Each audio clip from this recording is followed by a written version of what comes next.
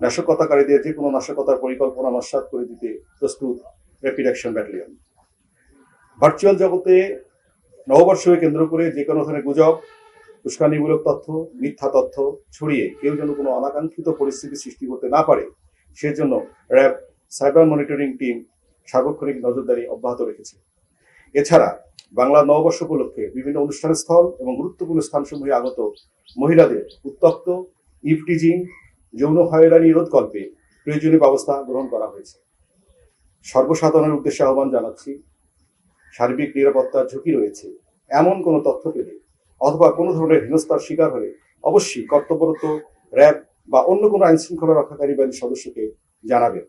অভিযোগের প্রেক্ষিতে আমরা কঠোর হস্তে জড়িতদের বিরুদ্ধে আইনানুগ ব্যবস্থা গ্রহণ করব ইনশাআল্লাহ।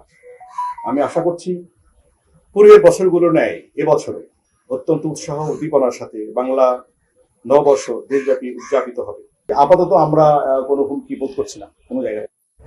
সময়ের সাথে সাথে দেখা দেয় নিত্য নতুন প্রয়োজন। রেডি থাকতে হয় প্রতি মুহূর্ত। তাই এলো ইনোভার, যেন আপনি লাইফে থাকেন রেডি প্রতিদিন। ইনোভার, ডিজাইনড ফর নাও।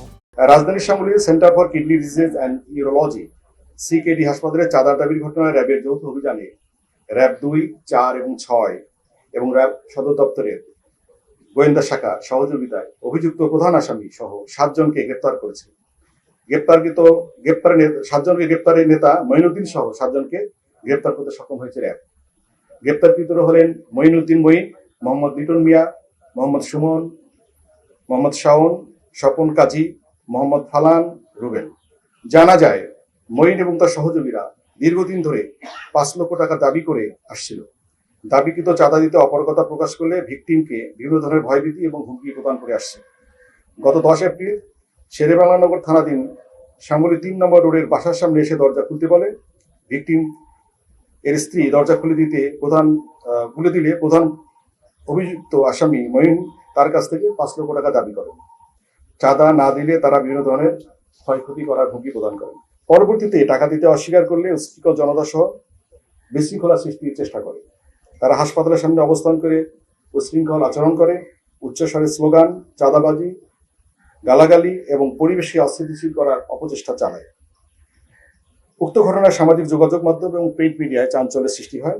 বিষয়টি আমলে নিয়ে দ্রুততার সঙ্গে এই অভিযুক্ত ব্যক্তিদের গ্রেপ্তারের জন্য তৎপরতা চালায় এবং আমরা আজকে পুরো টিম গ্রেপ্তার করতে সক্ষম হই। এবং সংক্রান্তে আমরা জানি, আমরা খোঁজখবর রাখছি চারিদিকে এবং মামলা হলে অভিযুক্তদের নাম দেখে আমরা প্রয়োজনীয় ব্যবস্থা ছায়া তদন্ত চলছে। দায় এড়ানো বা দায় শোল্ডার করার বড় বিষয় নয়। ঘটনা ঘটলে আমরা কাজ করছি কিনা এটা একটা বিষয়। সব দায় আমি নিব কেন? সব দায় কি আমারই থাকবে? 18টা যার মামলা, তার দায় কি শুধু পুলিশ নেবে বা র্যাব নেবে? এটা কি এই প্রশ্ন তো জবাব আপনি আমার কাছে খুঁজতে হবে না। আমি দায় নেব না। আমার কাজ হচ্ছে যখন অপরাধ করবো আমি অপরাধী পেয়ে যাবো, তখন আমি তাকে গ্রেফতার করবো। যার বিরুদ্ধে 18টা মামলা, সে কিভাবে বাইরে থাকলো সেই প্রশ্ন আপনি তাদেরকে করেন, তাহলে মনে হয় প্রশ্ন সঠিক জবাব পাবেন। আটক তো দিতেই হচ্ছে। 18টা মামলা মানে কি? তার মধ্যে সে আটক হয়েছে বলে তো 18টা মামলায় তার আছে। এটাই কতবার সে আটক হয়েছে।